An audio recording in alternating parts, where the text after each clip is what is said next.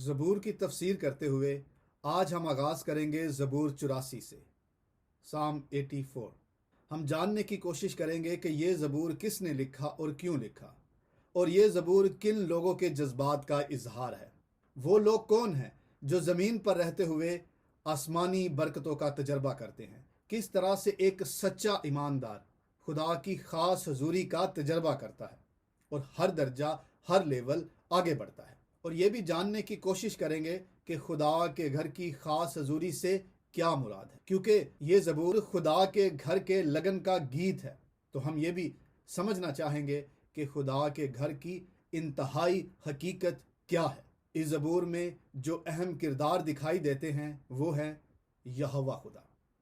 ज़बूर नवीस यानी जिसने इस ज़बूर को लिखा है, याकूब यहोवा खुदा को मुखातिब करते हुए, और इबादत करने वाले लोग ईमानदार या मोमिन।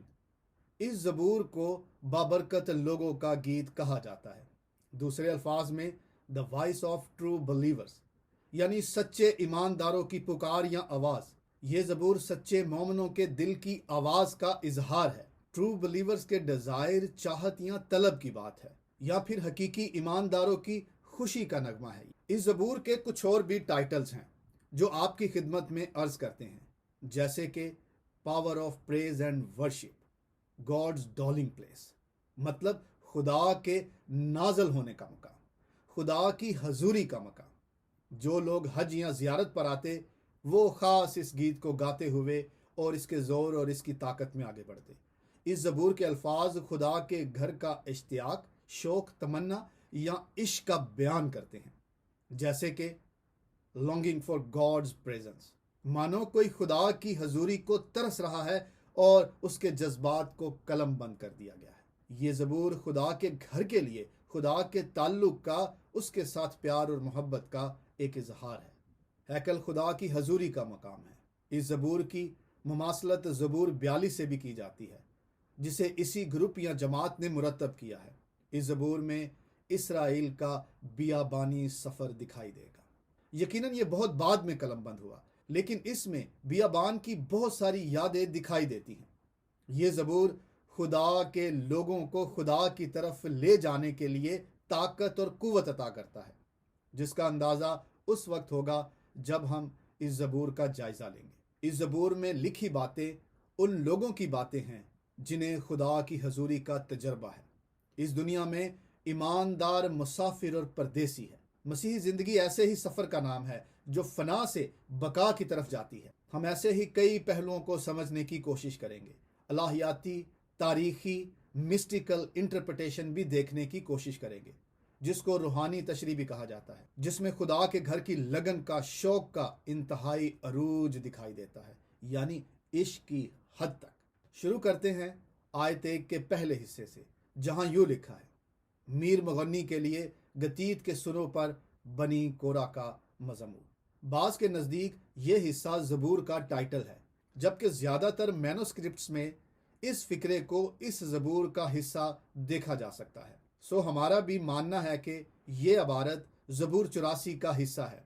अब इसमें पहला लफ्ज़ है मीर मुगन्नी, चीफ म्यूजिशियन के लिए, वो जो हैकल में हमदो सना करने वालों को लीड करता है, मतलब क्वायर लीडर। और फिर अगले अल्फाज हैं गतीत के सुरों पर। गतीत का मतलब है वाइन प्रेस, अंगूर को दबाना, और शायद ये किसी राग का नाम है जो खास हार्वेस्ट यानी फसल की कटाई के अयाम से ताल्लुक़ रखता है। पहली सदी में और इससे कबल यहूदियों के यहाँ 3 त्यौहार बहुत अहम थे, माने 3 ईदें, ईद फसा, ईद पैंतीकोस्त और खैमों की ईद। ये यहूदियों की 3 बड़ी ईदें मानी जाती हैं, जिनमें शामिल होना लाजमी है, और हर यहूदी को साल में 3 बार शहर यरूशलेम आकर हैकल में इस ईद को मनाना लाजिम था। इन तीनों ईदों में से इस ज़बूर को ख़ास ईद पैंतीकोस्त से मंसूब किया जाता है या इसका ताल्लुक उससे जोड़ा जाता है, लेकिन इसके अल्फाज तीनों बड़े त्योहारों में शामिल होने वाले ज़ायरीन के जज्बात का इजहार है। हम बात कर रहे हैं लफ्ज़ गतीत की। इस लफ्ज़ को टाउन गत से भी मौखिज़ किया जाता है। फ़लस्तीनियों के 5 शहरों में से गतीत एक शहर या कस्बा था। गालिबन बुजुर्ग दाऊद ने यहाँ किसी ख़ास तर्ज पर इस ज़बूर को कंपोज किया था। کچھ لوگوں کا ماننا ہے کہ گت کا انسٹرومنٹ تھا جس پر اس زبور کو مرتب کیا گیا۔ زیادہ تر اساتذہ کا ماننا ہے کہ یہ کوئی ٹیون یا دھن ہے۔ اس آیت کے اگلے الفاظ یوں ہیں: بنی کورہ کا مزمور۔ ان الفاظ سے معلوم ہوتا ہے کہ یہ زبور بنی کورہ سے منسوب کیا گیا ہے۔ بنی کورہ لاویوں میں سے ایک خاندان تھا جس کو خاص حمد و ثنا کی خدمت کے لیے مقرر کیا گیا۔ اور بھی کئی زبور ہیں جو بنی کورہ کے نام لکھے گئے ہیں۔ زیادہ تر مفسرین کا یہی ماننا ہے کہ اس زبور کو بزرگ داؤد نے بنی کورہ کے لیے لکھا۔ یہودی اساتذہ کے مطابق باشمول رشی، جو مڈل ایج کا بڑا یہودی اسکالر مانا گیا ہے، اس کے مطابق زبور 84 کا مصنف بزرگ داؤد ہے۔ بزرگ داؤد نے اس زبور کو اپنی جلا وطنی کے وقت لکھا، یعنی اس زبور کو بزرگ داؤد نے اس وقت قلم بند کیا جب وہ اپنے وطن سے بھاگ گیا۔ یہ اس وقت کا بیان ہے جب اس کے بیٹے ابی سلوم کی وجہ سے اسے شہر یروشلم چھوڑ کر بھاگنا پڑا۔ آیت پہلی کا دوسرا حصہ یوں ہے: اے لشکروں کے خداوند۔ زبور نویس خدا کو مخاطب کرتے ہوئے کہتا ہے اے لشکروں کے خداوند۔ اردو تراجم میں لفظ یہوہ کو زیادہ تر خداوند ترجمہ کیا گیا ہے، اور انگریزی میں لارڈ۔ مطلب یہ کہ یہوہ خداوند لشکروں کا خدا ہے۔ پاک افواج اس کی ہیں جو اس کے لوگوں کی مدد کے لیے ہر وقت تیار رہتی ہیں۔ یہ زبور نویس کا مشاہدہ ہے، اس کی آبزرویشن ہے، جس کو وہ بیان کرتا ہے کہ حفاظت، سیفٹی، اطمینان یہوہ خداوند کے گھر میں ہے۔ اور پھر اگلے الفاظ اس طرح سے ہیں: تیرے مسکن کیا ہی دلکش ہے۔ مسکن کے لیے عبرانی لفظ ماشکن آیا ہے، جو ناؤن ہے اور جمع کی فارم میں لکھا ہے۔ معلوم ہوتا ہے کہ ہیکل کے مختلف درجوں کی بات ہو رہی ہے، جن میں خاص وہ مقام جہاں بنی اسرائیل خدا کے گھر کھڑے ہو کر عبادت کرتے، اور اس کے ساتھ جہاں پر کاہن کہانت کی خدمت سر انجام دیتے، اور پھر پاک ترین مقام، اور اس کے علاوہ ہیکل کے ساتھ موجود گھر، اور پھر وہ خیمے جو شہر یروشلم کے ارد گرد لگائے جاتے، خاص کر عید کے دنوں میں جب لوگ دور دراز سے شہر یروشلم میں یہوہ خدا کی عبادت کے لیے آتے اور شہر یروشلم کے ارد گرد خیمے لگا کر ٹھہرتے۔ یہ تمام مقام جہاں خدا کے لوگ موجود ہوتے، وہاں خدا کا جلال ہوتا، اور ان کو بھی دلکش کہا گیا ہے۔ اے خداوند، جہاں جہاں تو اترتا ہے، موجود ہوتا ہے، وہ مقام کتنے ہی خوبصورت ہیں، پیارے ہیں۔ ان خیموں کی اہمیت اس لیے بھی ہے کہ یہ خدا کے نام سے منسوب ہیں۔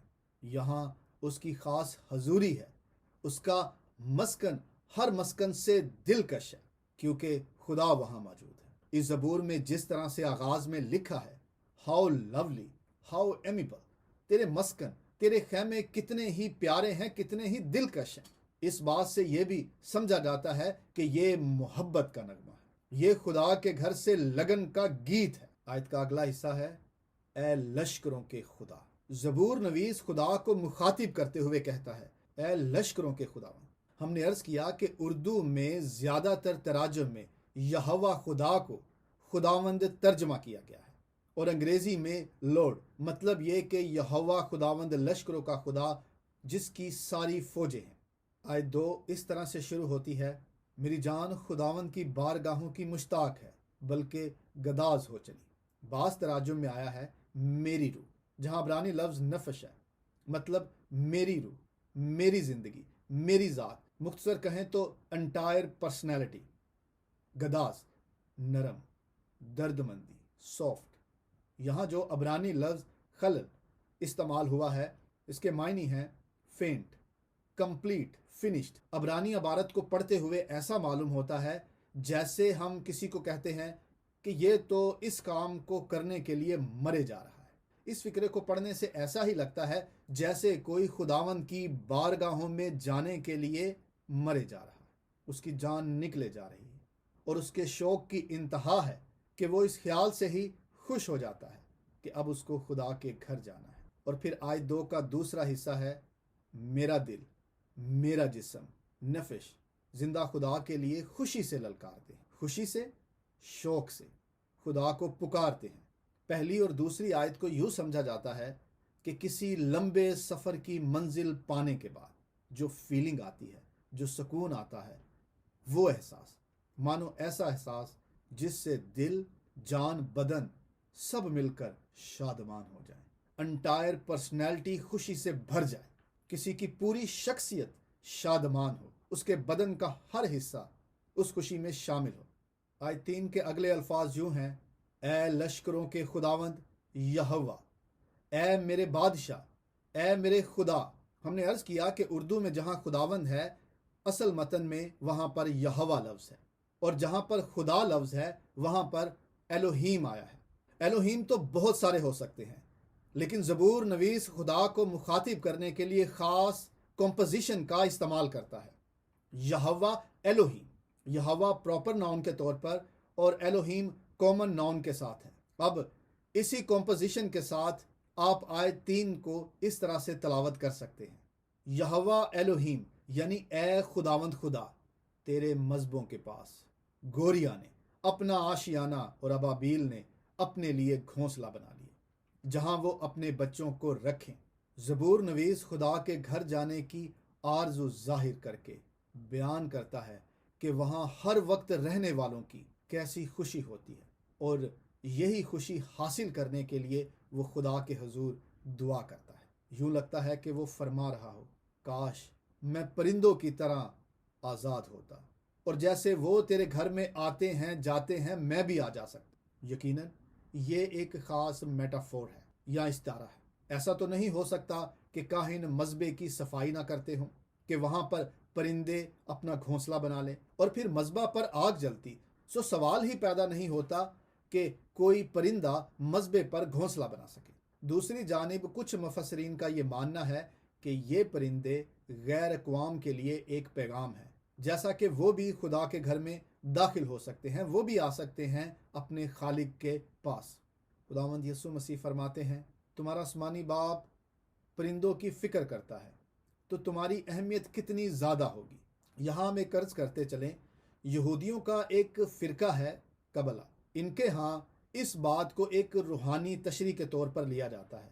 وہ مانتے ہیں کہ ان پرندوں سے مراد فرشتے ہیں، اور ان فرشتوں کے بچے وہ لوگ ہیں جن کی یہ فرشتے نگہبانی کرتے ہیں۔ یہودی میتھولوجی میں اس طرح کے خیالات باکثرت دکھائی دیتے ہیں۔ اب آیت 4 کو دیکھیں: مبارک ہے وہ جو تیرے گھر میں رہتے ہیں، یعنی ہیکل میں تمام خدمت گزار، حمد و ثنا کرنے والے، انتظام کو دیکھنے والے، خاص طور پر کاہن جو ہر وقت دینی رسومات کو ادا کرنے کے لیے وہاں موجود ہوتے۔ لوگ مہمانوں کی طرح آتے اور عبادت کر کے چلے جاتے، پردیسیوں کی طرح آتے، کچھ دن ڈیرے ڈالتے اور پھر چلے جاتے۔ لیکن مبارک ہیں وہ لوگ جو سدا تیرے گھر میں رہتے ہیں، جنہیں مستقل تیرے گھر میں رہنا نصیب ہوتا ہے۔ اور چوتھی آیت کا آخری حصہ ہے: وہ سدا تیری تعریف کریں گے، صلہ، یعنی ان کی زبان پر ہمیشہ ہمیشہ تیری ہی تعریف رہے گی۔ صلہ یہ خاص ایک میوزیکل اصطلاح ہے۔ گاتے ہوئے کسی گیت میں جب وقفہ ہوتا ہے، یعنی پاؤز، تھوڑی دیر کے لیے رکنے کا عمل، اس کے لیے اس اصطلاح صلہ کا استعمال کیا جاتا ہے۔ اس لفظ کے بارے میں مزید تفصیل آپ کو زبور کی کتاب کے تعارف میں ملے گی۔ مبارک ہے وہ آدمی جس کی قوت تجھ سے ہے، جس کے دل میں سیون کی شارائیں ہیں۔ اس آیت میں کہا گیا ہے: مبارک ہیں وہ لوگ جن کو خداوند زور عطا کرتا ہے، جن کی قوت خداوند کی طرف سے ہے۔ اس آیت کے دوسرے حصے کا کیتھولک ترجمہ یوں ہے: جب اس کے دل میں زیارت کا خیال آئے۔ یہاں عبرانی لفظ مثلیو استعمال ہوا ہے، جو عام طور پر روڈ، ٹریک یا ہائی وے کے لیے استعمال ہوتا ہے، لیکن یہاں خاص ان راستوں کی بات ہے جو خداوند کے گھر کی طرف جاتے ہیں۔ جب کوئی اپنے دل میں خیال کرتا ہے کہ وہ خدا کے گھر جائے گا، خدا کی ہیکل میں جا کر اس کی عبادت کرے گا، تو اس خیال کو مبارک کہا گیا ہے۔ اور جب کبھی ایماندار کے دل میں خدا کے گھر جانے کی خواہش آتی ہے اور وہ اپنے خیالوں میں یہ سوچ کر خوش ہوتا ہے کہ وہ کب خدا کے گھر جائے گا، اس طرح کی سوچ اور خیالوں کو بابرکت کہا گیا ہے۔ آیت 6 اس طرح سے شروع ہوتی ہے: وہ وادی بقا سے گزر کر۔ وادی بقا، ویلی آف بقا، جس کو ویلی آف ویپنگ بھی کہا جاتا ہے۔ اس آیت کا کیتھولک ترجمہ یوں ہے: وہ خشک وادیوں میں سے گزرتے ہوئے اسے چشمہ بنا دیتے ہیں۔ کچھ لوگوں کا خیال ہے کہ وادی بقا یروشلم کے پاس ایک وادی تھی جس کا راستہ باہر سے ہیکل کے پاس آتا تھا۔ لفظی طور پر یہ ممکن ہے، یہاں سے پردیسی اور مسافر گزرتے جنہیں کئی طرح کے خطرات کا سامنا کرنا پڑتا۔ چور، ڈاکو، جنگلی جانوروں کا خطرہ ہوتا۔ خشک بیابانی زمین کا سفر ہے یہ۔ BDB کے مطابق it is a reference to blossom trees. یہاں پر خشک زمین اور نمی سے محروم ہوائیں اور رتیلے راستے، یوں سمجھے کہ یہ ایک ریگستان کا منظر ہے، ریگستانی راستہ ہے۔ دوسری جانب یہ بھی کہا جاتا ہے کہ یہ ایک علامتی مقام ہے جو ایمانداروں کے دکھ، تکلیف، غم کو ظاہر کرتا ہے۔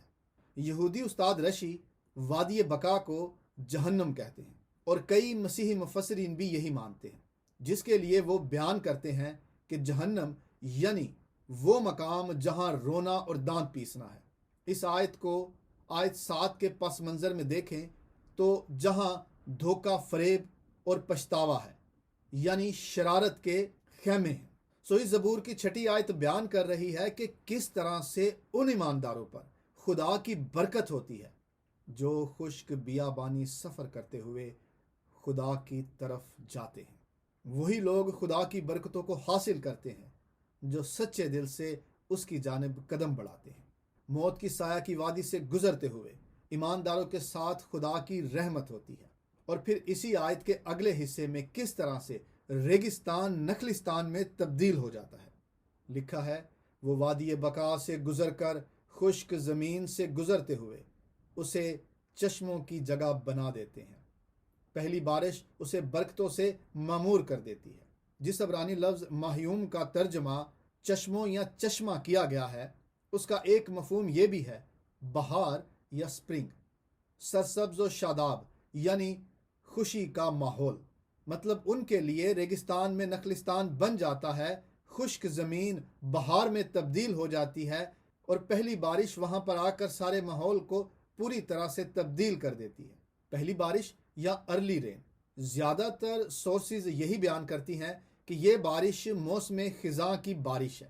ایک اقتباس ہے، پس اے بنی صہیون خوش ہو اور خداوند اپنے خدا میں شادمانی کر، کیونکہ وہ تم کو پہلی برسات اعتدال سے بخشے گا، وہی تمہارے لیے بارش یعنی پہلی اور پچھلی برسات بر وقت بھیجے گا۔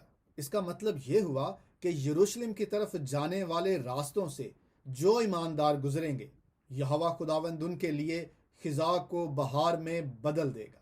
جب برسات کی بات کرتے ہیں تو مانو پانی کی بات ہو رہی ہے۔ پانی زندگی کی علامت مانا گیا ہے، جس وجہ سے اسے جسمانی اور روحانی دونوں معنوں میں استعمال کیا جاتا ہے۔ پہلی بارش کے بارے میں ایک روحانی تشریح بھی ہے جو آپ کی خدمت میں عرض کرتے چلیں۔ پہلی بارش یعنی شریعت کا نازل ہونا، اور پھر اسی طرح سے چرچ پر پہلی بارش سے مراد روح القدس کا نازل ہونا۔ ہم جانتے ہیں کہ عید پینتیکوست ہر بار بہار کے موسم میں، سپرنگ کے موسم میں آتی ہے۔ ابھی اس بارے میں کچھ زیادہ تفصیل نہیں، بس ذرا سی بات کی ہے۔ اب ہم اگلی آیت کو دیکھتے ہیں۔ آیت 7 فرماتی ہے، وہ طاقت پر طاقت پاتے ہیں۔ اس زبور کے درمیان میں اس فکرے کو لفظی طور پر سمجھنا بہتر معلوم ہوگا۔ زبور نویس فرماتا ہے، وہ لوگ جو خداوند تعالیٰ کی راہوں پر چلتے ہیں، اس کی حضوری میں شامل ہونے کے لیے دشوار راستوں پر نکل پڑتے ہیں، ان کے پاس جو طاقت ہوتی ہے اس میں خدا کی طاقت شامل ہوتی ہے۔ پروردگار کا زور ان میں شامل ہوتا ہے۔ ہر انسان کی کوئی نہ کوئی طاقت ہوتی ہے۔ کچھ لوگ دولت کو طاقت مان لیتے ہیں، کئی علم اور ہنر کو طاقت جان لیتے ہیں، کئی اپنی پوزیشن کے نشے میں خود کو لازوال مان لیتے ہیں۔ لیکن جو خدا کے لوگ ہوتے ہیں وہ خدا سے طاقت پاتے ہیں اور اسی زور اور طاقت میں خدا کے حضور حاضر ہوتے ہیں۔ آیت 7 کا اگلا حصہ ہے کہ ان میں سے ہر ایک صہیون میں خدا کے حضور حاضر ہوتا ہے۔ اس حصے کا کیتھولک ترجمہ اور ہفتادی ترجمہ یوں ہے کہ وہ صہیون میں خداؤں کے خدا کو دیکھیں گے۔ خدا کو دیکھنا مطلب خدا تعالیٰ کی حضوری میں حاضر ہونا، اس کی قربت پانا، جس کا تجربہ اور کسی مقام پر نہیں ملتا۔ لوگ وہیں پر الہی مکاشفہ پاتے ہیں جہاں پر قدوس خدا اپنا دیدار دیتا ہے، اپنی پہچان عطا کرتا ہے، اور یہ پہچان اس کے گھر میں نصیب ہوتی ہے، اور اپنی دعائیں یہوہ خدا کے حضور پیش کرتے ہیں۔ اور 8ویں آیت کے پہلے حصے میں یوں درج ہے کہ اے خداوند یعنی یہوہ لشکروں کے خدا میری دعا سن۔ آیت 7 کے الفاظ بیان کر رہے ہیں کہ ان میں سے ہر ایک خداوند خدا کے حضور حاضر ہوتا ہے۔ اب آیت 8 یہ بیان کر رہی ہے کہ اس خداؤں کے خدا کا نام کیا ہے۔ اس کا نام ہے یہوہ لشکروں کا خدا، جس کے حضور ایماندار اپنی درخواست پیش کرتے ہیں، اپنی دعائیں اور مناجات پیش کرتے ہیں۔ اس 8ویں آیت میں جو خاص فریز استعمال ہوا ہے خدا کو مخاطب کرنے کے لیے وہ ہے Yahweh Elohim Sabaoth, Lord God of hosts, Lord God almighty, Lord God of armies, یعنی رب الفاظ، یہوہ لشکروں کا خدا۔ اس خاص فقرے میں ایک تو خدا کو مخاطب کرتے ہوئے اس کے پرسنل نام سے اس کو پکارا گیا ہے، یہوہ نام جو خدا نے خود متعارف کروایا ہے، اور اس کے ساتھ الوہیم جو خدا کے لیے استعمال ہونے والا کامن ناؤن ہے۔ اور یہاں پر الوہیم قادر مطلق خدا، حاکم خدا کی پروردگاری کو پیش کر رہا ہے۔ اور پھر ثبوت مطلب آرمیز، قادر مطلق آل مائٹی، یہاں لشکروں پر اختیار رکھنے والا۔ یہ خدا کو مخاطب کرنے کے لیے بہت زیادہ پاورفل الفاظ مانے جاتے ہیں، یہوہ الوہیم ثبوت۔ اور پھر اس کے ساتھ اے یعقوب، یہ 8ویں آیت کا آخری حصہ ہے، اے یعقوب کے خدا کان لگا صلہ۔ وہ خدا جو قادر مطلق ہے، لشکروں کا خدا ہے، وہی یعقوب کا خدا ہے، قوم بنی اسرائیل کا خدا ہے، ہمارا خدا ہے۔ اس کے سامنے حاضر ہو کر ایماندار پکارتے ہیں کہ اے یعقوب کے خدا کان لگا، مطلب ہماری سن، ہماری طرف متوجہ ہو۔ اب سوال یہ ہے کہ زبور نویس خداؤں کے خدا کے سامنے حاضر ہو کر کون سی دعا کرتا ہے؟ یقیناً یہ کوئی ایسی دعا ہے جو اسے خدا کے گھر جا کر ہی کرنی تھی، یا پھر اس کی خاص حضوری میں داخل ہونے کی دعا جو اسے خدا تعالیٰ کے گھر میں جا کر اس کی خاص جماعت میں شامل ہو کر نصیب ہونی تھی، کیونکہ یہاں خدا کے گھر میں، خدا کی ہیکل میں اس کا شکینہ، اس کا جلال دکھائی دیتا ہے۔ خدا کے گھر، خدا کے پاس پہنچ کر وہ کہتا ہے کہ اے خدا، اے ہماری سپر۔ یہ آیت 9 کا پہلا حصہ ہے، اے خداوند، اے ہماری سپر دیکھ۔ اس آیت کو 2 طرح سے بیان کیا جاتا ہے، ایک یہ کہ خدا ہماری سپر ہے، شیلڈ ہے، اور دوسرا یہ کہ خدا ہماری سپر یا شیلڈ کو دیکھ، مطلب یہ کہ دنیا میں ہماری شیلڈ یا ہماری سپر یا ہماری پروٹیکشن ہمارا بادشاہ کرتا ہے۔ سو اے خدا تو ہمارے بادشاہ کو، ہمارے رہنما کو دیکھ۔ یقیناً یہ بادشاہ کی بات ہو رہی ہے۔ یہ ایک پیرلزم ہے جو یہودی طرز تحریر میں بہت اہمیت کا حامل ہے اور خوب استعمال بھی ہوتا ہے۔ اب یہ پیرلزم کیا ہے؟ اس کے لیے بھی آپ کو زبور کی کتاب کا تعارف دیکھنا ہوگا۔ یہ فریز یعنی ہماری سپر، اور شیلڈ، ایک میٹافور ہے جو بنی اسرائیل کے بادشاہ کو مخاطب کرنے کے لیے استعمال ہوا ہے۔ اسی طرز بیان یعنی پیرلزم کو سام 89:18 میں بھی دیکھا جا سکتا ہے۔ وہاں یوں لکھا ہے، کیونکہ ہماری سپر خداوند کی طرف سے ہے، ہمارا بادشاہ اسرائیل کے قدوس کی طرف سے ہے۔ ایسا ہے کہ اس آیت کے اگلے حصے سے بات اور بھی واضح ہوتی جائے گی، جہاں درج ہے کہ اپنے ممسوح کے چہرے پر نظر کر، جس کا کیتھولک ترجمہ اس بات کو اور بھی واضح کر دیتا ہے، اے خداوند ہماری سپر کو دیکھ اور اپنے ممسوح کے چہرے پر نگاہ کر۔ اب یہاں یہ بھی بات صاف ہو رہی ہے کہ بادشاہ کو سپر کہا گیا ہے، اور پھر آیت کے اگلے حصے میں اسے ممسوح کہا گیا ہے۔ آیت 9 میں بادشاہ کو سپر کہا گیا ہے، جبکہ آیت 11 میں خدا کو سپر کہا گیا ہے، خدا کو شیلڈ کہا گیا ہے، جس کا ذکر ابھی ہم آیت 11 کو بیان کرتے ہوئے کریں گے۔ سو ورس 9 کا دوسرا حصہ یوں ہے، اپنے ممسوح کے چہرے پر نظر کر۔ ممسوح یعنی مسح کیا ہوا، انوائنٹڈ ون۔ بنی اسرائیل میں 3 بڑے منصب ہیں جن کو مسح کیا جاتا تھا، بادشاہ، کاہن اور نبی کو۔ سپر یا شیلڈ بادشاہ اور سردار کاہن کے پاس ہوتی۔ یسوع مسیح کے پاس یہ تینوں منصب ہیں، یعنی آپ بادشاہ، سردار کاہن اور نبی ہیں۔ سو نئے عہد میں ایمانداروں کی شیلڈ ابن خدا ہے۔ آیت 9 میں زبور نویس خداوند خدا کے حضور حاضر ہو کر اپنے بادشاہ کے لیے دعا کرتا ہے، اور یہ بھی ممکن ہے کہ داؤد بادشاہ خود کے لیے دعا کرتا ہے۔ مفسرین کا ماننا ہے کہ اس زبور کے لکھے جانے کے بعد جب زیارت کرنے والے خداوند کے حضور حاضر ہوتے تو وہ اپنے بادشاہ کے لیے ان الفاظ کو دہراتے جو داؤد بادشاہ کے تخت کا وارث ہوتا۔ آیت 10 میں اس طرح سے لکھا ہے، کیونکہ تیری بارگاہوں میں ایک دن 1000 سے بہتر ہے۔ زبور نویس بیان کرتا ہے کہ اس کے نزدیک خدا کے گھر کی اہمیت کیا ہے، اس قدوس کی بارگاہوں کی فضیلت کیا ہے۔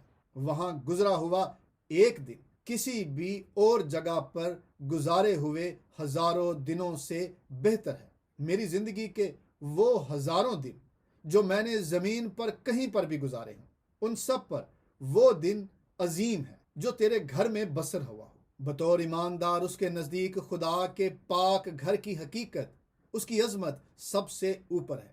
کوئی بھی ایماندار جب خدا کی خاص حضوری میں داخل ہوتا ہے تو وہاں حاصل ہونے والے مسا کو، انوائنٹنگ کو اپنے ساتھ لے جاتا ہے، جس سے اس کے باقی دن گزرتے ہیں۔ اطمینان، سکون، تسلی اور دل کی خوشی صرف اور صرف خداوند خدا کے گھر سے نصیب ہوتی ہے۔ اور خدا تو ہر وقت اپنے گھر میں موجود رہتا ہے، جہاں جب چاہیں آپ جائیں اور خدا کی حضوری میں وقت گزاریں۔ دنیا میں کوئی بھی مقام ایسا نہیں جس کا موازنہ خدا کے گھر کے ساتھ، اس کی ہیکل کے ساتھ کیا جائے۔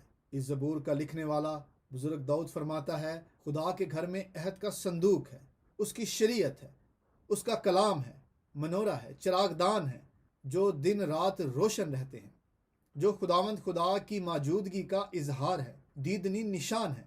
خدا کے گھر میں اس کے لوگ ہر وقت اس کی عبادت کے لیے موجود رہتے ہیں۔ اسی لیے مومن، وہ لوگ جو خدا کو پیار کرتے ہیں، اس خیال سے خوش ہوتے ہیں، شادمان ہوتے ہیں جب یہ خیال ان کے دل میں آتا ہے کہ انہیں خداوند کے گھر جانا ہے۔ یہی زبور نویس جس نے زبور 84 لکھا ہے، وہ فرماتا ہے، میں خوش ہوا جب مجھ سے کہنے لگے، آؤ خداوند کے گھر چلے، یہوہ خدا کے گھر چلے۔ میں خوش ہویا جدو مینوں آکھن لگے کہ آؤ یہوہ دے گھر چلیے۔ اس آیت میں استعمال ہونے والا لفظ 1000 ایک اوور ایسٹیمیٹ مانا جاتا ہے، شاید ہزاروں سے بھی کہیں زیادہ کی بات ہے۔ یہ اس طرح کا ایکسپریشن یا اظہار کتاب مقدس میں کئی مقامات پر استعمال ہوا ہے، جیسے کہ تیری نظر میں 1000 برس ایسے ہیں جیسے کل کا دن گزر گیا، جیسے رات کا ایک پہر۔ 10ویں آیت کا دوسرا حصہ ہے، میں اپنے خدا کے گھر کا دربان ہونا شرارت کے خیموں میں بسنے سے زیادہ پسند کروں گا۔ دربان، دہلیز پر کھڑا رہنے والا۔ کیتھولک ترجمہ یوں ہے، شریروں کے خیموں میں رہنے کی نسبت اپنے خدا کے گھر کی دہلیز پر کھڑا ہونا مجھے زیادہ پسند ہے۔ خدا کے گھر کا دربان ہونے کو دو مختلف طرح سے بیان کیا جاتا ہے۔ ایک خیال ہے کہ زبور کے آخری حصے میں مصنف خدا کے گھر کی اہمیت بیان کرتے ہوئے پاک خدا کی ہیکل کے آخری حصے میں بھی ایسی برکات ہیں جس کا کوئی موازنہ یا تقابل نہیں۔ اگر مجھے انتخاب کرنا ہے تو شرارت کے خیموں کے اندر رہنے سے بہتر ہے کہ میں خدا کے گھر کا دربان بن کر رہا ہوں، یعنی مجھے باہر دروازے پر ہی کوئی خدمت مل جائے۔ بدی کی آسائش سے بہت اعلیٰ وہ مقام ہے جو خدا کے گھر کا دربان بن کر نصیب ہو۔ اس کے گھر کی کوئی بھی چھوٹی سے چھوٹی خدمت، ادنا سے ادنا کام، ان کاموں سے بہتر اور بھلا ہے جو ان مکانوں میں ہوتا ہے جہاں پر بے حیائی ہے، جہاں بدی ہے۔ سو خدا کی دہلیز پہ کھڑا رہنا اس بات سے کہیں بہتر ہے کہ میں شرارت کے خیموں میں آسائش اور سکون کی زندگی بسر کروں۔ اس بارے میں دوسری رائے ہے کہ خدا کے گھر کا دربان ہونا مطلب ایک امپورٹڈ پوزیشن پر مقرر ہونا ہے، جو ہیکل کی نگہبانی کا کام تھا۔ جو خاص خدا کے گھر کے باہر والے حصے ہوتے، وہاں پر اس خدمت کو سر انجام دیا جاتا۔ یہ کافی مشکل خدمت خیال کی جاتی ہے۔ اس بارے میں تواریخ اور نہمیہ کی کتاب میں آپ کو اشارے ملتے ہیں۔ یوں سمجھے کہ جیسے آج کے دور میں فوجی یا پولیس اہلکار کسی عبادت گاہ کے باہر سیکیورٹی کی خدمت سر انجام دیں، سو خدا کے گھر کا ڈور کیپر ہونا، دربان ہونا مطلب ہیکل سے باہر رہنا، دروازے پر کھڑے ہو کر اپنی ذمہ داری نبھانا۔ اس بات سے بہتر ہے کہ شرارت کے خیموں کے اندر رہا جائے، خدا کی हैकल के दरवाजे के बाहर محافظ بن کر کھڑا رہنا شاید یہ مشکل کام ہو، بہت ادنا کام ہو، لیکن یہ کہیں خوبصورت ہے اور بابرکت ہے، کیونکہ یہاں پر بھی خدا کی نظر ہوگی اور اس کی مہر ہوگی۔ ممکن ہے کئی لوگ یہ سوچتے ہوں کہ خدا کے گھر کی دہلیز پر کھڑا ہونے والوں کی کیا اہمیت ہوگی۔ زبور نویس یعنی بزرگ داؤد کی اس بات سے عیاں ہو رہا ہے، صاف ہو رہا ہے کہ معاملہ ہیکل یا عبادت خانے میں مقام یا مرتبے کا نہیں ہے، بلکہ بات کچھ اور ہی ہے۔ یہ الفاظ اشارہ کر رہے ہیں کہ اگلی نشستوں پر بیٹھنے سے یا پچھلی صفوں پر کھڑا ہونے سے بات بہت آگے کی ہے۔ ہم کوشش کرتے ہیں اسے کچھ اور بیان کرنے کی۔ ایماندار ہونا گمنام ہونا نام والوں سے بہت ہی بہتر ہے۔ دولت کے حصول سے، بڑے مرتبوں کے حصول سے کہیں بہتر ہے کہ آپ خدا کی حضوری میں منظور ہو جائیں، مقبول ہو جائیں۔ سوال یہ ہے کہ جب ہم خدا کے گھر میں جاتے ہیں تو ہم کس مرتبے یا مقام میں جاتے ہیں؟ ہم کس کے لیے خدا کے پاس جاتے ہیں؟ دولت کے لیے، اونچے نام یا مقام کے لیے، یا پھر صرف قبول ہونے کے لیے؟ بائبل کے خدا کے حضور مقبول ہونا، قابل قبول ہونا اس بات میں نہیں کہ ہمارے پاس کیا مقام ہے، ہم کس مرتبے پر بیٹھے ہوئے ہیں یا کس درجے پر کھڑے ہیں، پاک مقام کے اندر ہیں یا پاک ترین جگہ پر موجود ہیں، یا پھر ہیکل کے باہر دہلیز پر کھڑے ہیں۔ معاملہ یہ نہیں کہ ہم کس جگہ پر موجود ہیں، بات یہ ہے کہ ہم کس نیت سے موجود ہیں، خدا کے حضور کس سچائی سے حاضر ہیں۔ سو معاملہ مرتبے یا رتبے کا نہیں، بات ہے سچائی کی اور نیت کی۔ میرے خداوند یسوع مسیح نے دو لوگوں کا ذکر کرتے ہوئے بیان کیا کہ ایک وہ جو ہیکل کے اندر سر اٹھائے کھڑا تھا، اور دوسرا وہ جو سر جھکائے باہر دہلیز پر گھٹنے ٹیکے ہوئے تھا۔ کیا ہم نہیں جانتے کہ کون خدا کی نظر میں مقبول ہوا، کس کی عرض سن لی گئی؟ وہ جو ہیکل کے اندر سر اٹھائے کھڑا تھا یا وہ جو باہر دہلیز پر سر جھکائے گھٹنے ٹیکے تھا؟ سب جانتے ہیں کہ وہ شخص پروردگار کی بارگاہ میں مقبول ٹھہرا، قبول ہو گیا، جو باہر گھٹنے ٹیکے سر جھکائے خدا کے حضور دعا کر رہا تھا۔ سو معلوم ہوا کہ ہیکل میں درجہ بندی ہمارے لیے ہے۔ خدا کے گھر میں مرتبے اور اونچے مقام ہم دیکھتے ہیں۔ ہم انسانوں کے لیے یہ باتیں ہیں۔ خدا ہمیں ہمارے رتبوں سے قبول نہیں کرتا۔ وہ یہ نہیں دیکھتا کہ ہم کس صف میں کھڑے ہیں، کتنے آگے اور کتنے پیچھے ہیں۔ پروردگار ہماری نیت پہچانتا ہے، ہماری سچائی کو جانتا ہے، اور پھر اسی سے ہمیں قبول کرتا ہے۔ 11ویں آیت میں یوں درج ہے، کیونکہ خداوند خدا آفتاب اور سپر ہے۔ اس آیت کے آغاز میں خدا کے لیے دو میٹافور استعمال ہوئے ہیں۔ تارگم ترجمہ ہے سن اینڈ شیلڈ۔ اس کا نام آفتاب صداقت ہے۔ خداوند خدا آفتاب ہے، یعنی نور یا روشنی کی سورس ہے، منبع یا سرچشمہ ہے۔ خداوند خدا سپر ہے، شیلڈ یا ڈھال ہے، پروٹیکٹ کرتا ہے۔ وہ ہمیں اپنی حفاظت یا اپنی محافظت میں لے لیتا ہے۔ تحفظ کرنے والا، ہماری پروٹیکشن کرنے والا، ہماری پناہ کا۔ آیت 9 میں سپر یا ڈھال بادشاہ اور کاہن ہے، لیکن یہاں پر زبور نویس الٹیمیٹ ریالٹی بیان کرتا ہے، انتہائی حقیقت کو ہمارے سامنے رکھ دیتا ہے، یعنی سدا قائم رہنے والی سپر یا شیلڈ یا پروٹیکٹ کرنے والا خدا ہے۔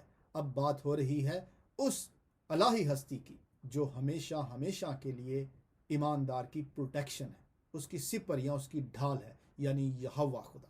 آیت 11 کا پچھلی آیت یعنی 10ویں آیت سے تعلق جوڑ کر دیکھا جائے تو اس طرح سے ہوگا، خداوند یعنی یہوہ خدا فضل اور جلال بخشے گا، اور خداوند آپ مجھے اپنے گھر میں بلائے گا، کیونکہ وہیں پر خدا کا فضل ہے اور اس کا جلال نصیب ہوتا ہے، یعنی کہ خدا کا فضل، خدا کا جلال اس کے گھر میں عطا ہوتا ہے۔ بزرگ داؤد فرما رہے ہیں کہ وہ باتیں جو انسان کو صرف اور صرف خدا سے ملتی ہیں اور کوئی عطا نہیں کر سکتا، یعنی خدا کا فضل اور اس کا جلال۔ اب یہ فضل کیا ہے اور جلال کیا ہے؟ فضل کے لیے عبرانی لفظ خن مستمل ہے، جس کا مطلب ہے خدا کی فیور، حمایت، ہمدردی یا مہربانی، اس کی ایکسیپٹنس، رضامندی، قبولیت، اس کا گریس یا فضل۔ اب فضل کی الہیات یہ ہے کہ خدا کی ایسی فیور جس کے ہم مستحق نہ ہوں، ہماری بدیوں کے سبب سے، ہم اس قابل نہیں کہ ہماری طرف نگاہ کی جائے اور وہ پاک ذات ہمیں گلے لگا لے، لیکن جب وہ ہمارے ساتھ ایسا کرتا ہے کہ ہمیں پیار محبت سے قبول کرتا ہے اور ہمیں اپنے سینے سے لگا لیتا ہے، تو یہ اس کا فضل ہے۔ یعنی ہم جس چیز کے مستحق نہیں تھے، جس کے لائق نہیں تھے، وہ ہمیں نصیب ہو جائے۔ فضل کے ساتھ خداوند خدا اپنا جلال بھی عطا کرے گا۔ اب یہ بڑی خاص بات ہے کہ فضل کے ساتھ خداوند خدا اپنا جلال بھی عطا کرے گا۔ جلال کے لیے عبرانی لفظ کبوت لکھا ہے، جس کے معنی ہیں آنر، ادب، تعظیم، عزت، شان و شوکت، ابنڈنس، کثرت، گلوری، بزرگی، عظمت، مرتبہ، وقار، عروج، جلال، وزن، خدا کا حسن و جمال، نور، تجلی۔ مزید کہیں تو پریزنس، فلنس، ہیوینس، ویٹ۔ ابھی کچھ اس پر زیادہ بات نہیں کر پائیں گے، لیکن اس موضوع پر یعنی خدا کے جلال کے بارے میں الگ سے کسی موقع پر کوئی بات کریں گے اور کئی منفرد زاویوں سے اس لوڈڈ ٹرمینالوجی کو سمجھنے کی کوشش کریں گے۔ پس ابھی اگر اختصار سے بیان کریں تو خداوند خدا کا فضل اور اس کے جلال کی انتہا یا پیک ہمارے خداوند یسوع مسیح میں ظاہر ہوئی۔ خدا کے گھر کی حقیقت اس کے فضل اور اس کے جلال سے ہے۔ پھر دہراتے ہیں، خدا کے گھر کی حقیقت اس کے فضل اور اس کے جلال سے ہے۔ اس کا فضل اور اس کا جلال ہیکل سے بڑا ہے۔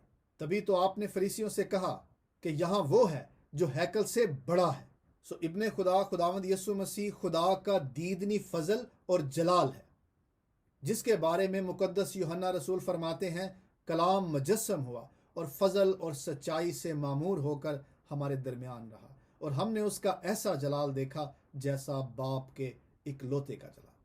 اب 11ویں آیت کا دوسرا حصہ یوں ہے، وہ راست رو سے کوئی نعمت باز نہ رکھے گا۔ خداوند کی نعمتیں کیا ہیں؟ اس کی کسی خدمت کو پانا، اس کی پہچان حاصل کرنا، اس کا مکاشفہ پاتے رہنا، کوئی خاص صفت یا خوبی یا پھر کوئی مہارت جو دوسروں کی بھلائی کے لیے ہو، الہی اطمینان اور تسلی کو حاصل کرنا، یہ سب اس کی نعمتیں ہیں۔ بے چین دنیا میں ذہنی سکون ملنا، دل کی خوشی کا مل جانا، اس میں خاص بات ہے کہ زندگی کا مقصد پانا۔ یہ وہ نعمتیں ہیں جن کو خداوند خدا کے علاوہ اور کوئی عطا نہیں کر سکتا۔ 12ویں آیت یوں ہے، اے لشکروں کے خداوند، مبارک ہے وہ آدمی جس کا توکل تجھ پر ہے۔ زبور نویس زبور کے اختتام پر ہیکل سے آگے کی بات کرتا ہے، خدا کے گھر سے اوپر کی بات کرتا ہے، مانے ہیکل کی الہیات کی پیک بیان ہو رہی ہے۔ وہ فرماتا ہے، اے لشکروں کے خداوند، اے رب الفاظ، مبارک ہے وہ آدمی جس کا توکل تجھ پر ہے، جو تجھ پر بھروسہ کرتا ہے۔ وہ آدمی یعنی بنی آدم کی بات ہو رہی ہے، کیونکہ یہاں پر لفظ عبرانی میں آدم آیا ہے، جس کو خاص طور پر پہلے آدم کے طور پر بھی دیکھا جاتا ہے، یعنی باپ آدم کے طور پر بھی، لیکن اس کے ساتھ ساتھ اسی فریز کو بنی آدم کے لیے بھی استعمال کیا جاتا ہے، یعنی تمام انسانوں کے لیے۔ صرف اسرائیل کی بات نہیں ہو رہی، بنی اسرائیل کی بات نہیں ہو رہی، بلکہ تمام انسانوں کی، بنی آدم کی بات ہو رہی ہے۔ زبور نویس کہتا ہے، مبارک ہے وہ شخص، وہ پرسن، عورت بھی ہو سکتی ہے، مرد بھی ہو سکتا ہے، جوان بھی ہو سکتا ہے، کوئی بھی ہو سکتا ہے، جو خدا پر بھروسہ کرتا ہے۔ اس زبور کا جائزہ لینے کے بعد جو بات سمجھ میں آ رہی ہے وہ یہ ہے کہ ایماندار کا تعلق خدا کے گھر سے روحانی بھی ہے اور جذباتی بھی ہے، جس کا موازنہ کسی اور مقام جگہ سے نہیں کیا جا سکتا، کیونکہ جیسا خدا کا فضل، خدا کا جلال خدا کے گھر میں ہے، ویسا اور کسی مقام پر ہو نہیں سکتا۔ نئے عہد میں کہا گیا ہے کہ تم خدا کا مقدس ہو۔ مومن ایماندار خدا کی ہیکل ہے، جس میں خدا کا فضل اور خدا کا جلال ظاہر ہوتا ہے۔ یہ زبور بیان کرتا ہے کہ ایماندار کس طرح سے مشکلات سے گزرتے ہوئے بھی خدا کے گھر کی طرف بڑھتا ہے، اور خدا کے گھر میں جاتے ہوئے راستے میں جتنے بھی چیلنجز آتے ہیں ان کو کس طرح سے فیس کرتا ہے، اور خداوند سے زور پاتا ہے، طاقت پاتا ہے، اور دوسری جانب سے خدا کی طرف سے بھی قوت اور طاقت ملتی ہے، کیونکہ خدا چاہتا ہے کہ اس کے لوگ ہمیشہ ہمیشہ کے لیے اس کے پاس رہیں، اس کی ابدیت میں شامل ہو جائیں۔ آسمانی خدا باپ نے اپنے بیٹے کے وسیلہ سے ساری راہیں آسان کر دی ہیں۔ اس زبور کی روشنی میں ہیکل سے، خدا کے گھر سے ایماندار کا تعلق انمول ہے، بے بیان ہے، کیونکہ خدا کے گھر میں خدا کی خاص حضوری ہوتی ہے۔ اس سے پہلے یہ بیان ہو کہ خدا کے گھر میں خدا کی خاص حضوری سے کیا مراد ہے، ہم یہ واضح کرتے چلیں کہ ہیکل کی یا خدا کے گھر کی یا پھر کسی بھی عبادت گاہ کی حقیقت خدا سے ہے۔ اگر کسی مقام پر خدا کی خاص حضوری نہیں تو وہ مقام خدا کا گھر کہلانے کے لائق نہیں۔ اور کیونکہ نئے عہد نامہ میں ایمانداروں کو خدا کی ہیکل کہا گیا ہے، لہٰذا اگر کسی ایماندار میں خدا کی خاص حضوری نہیں تو وہ بھی سچا ایماندار نہیں۔ سو اگر یہ بات سمجھ میں آ جائے تو ہیکل کی حقیقت، اس کے گھر کی اہمیت بھی سمجھ میں آ جائے گی، اور اس کی خاص حضوری کو بھی ہم پہچان لیں گے اور جان لیں گے اور سمجھ لیں گے کہ وہ کیا ہے۔ اس زبور کی روشنی میں ایک سچے ایماندار کے لیے خدا کی خاص حضوری کس قدر اہم ہے، کس قدر لازم ہے۔ کوئی راست باز جب خدا کی حضوری کا تجربہ کرتا ہے تو اس کو ریفلیکٹ بھی کرتا ہے، اس کو ظاہر بھی کرتا ہے۔ اب سوال یہ پیدا ہوتا ہے کہ خدا کی خاص حضوری سے کیا مراد ہے؟ اگر اس بات کو سادہ الفاظ میں بیان کریں تو خدا کی خاص حضوری سے مراد ہے جہاں پر خدا کا فضل اور اس کا جلال ہو۔ اب یہ کوئی مقام بھی ہو سکتا ہے، کوئی گھر بھی ہو سکتا ہے، مکان بھی ہو سکتا ہے، یا پھر کوئی شخص بھی ہو سکتا ہے، یا کوئی جماعت بھی ہو سکتی ہے۔ سو جہاں بھی آپ کو خدا کا فضل اور جلال دکھائی دے، سمجھ لے کہ وہاں خدا کی خاص موجودگی ہے۔ ہماری یہ دعا ہے کہ پروردگار ہر شخص کو اپنی خاص حضوری عطا فرمائے اور اپنا فضل اور جلال یعنی اپنے بیٹے کی پہچان سب پر ظاہر کرے۔ آمین۔